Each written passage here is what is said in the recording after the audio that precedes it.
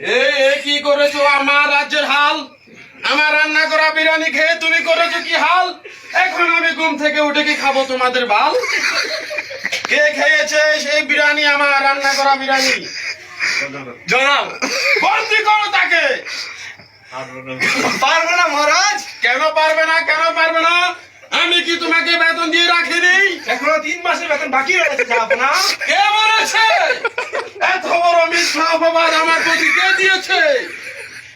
আমি তো প্রত্যেক মাসের বেতন তোমাকে দিয়ে দিই। কে বলেছে এক্ষুনি বলো, তোমার গর্দান নিয়ে নেব আমি। কেন বলছি? এখনো কথা বলছো না? কে বলেছে তোমাকে মিথ্যা অপবাদ আমার প্রতি দিতে? জয়নাল দিয়েছে। কেউ? বন্দি করো জয়নালকে। আমার বাবা ছিল এই রাজ্যের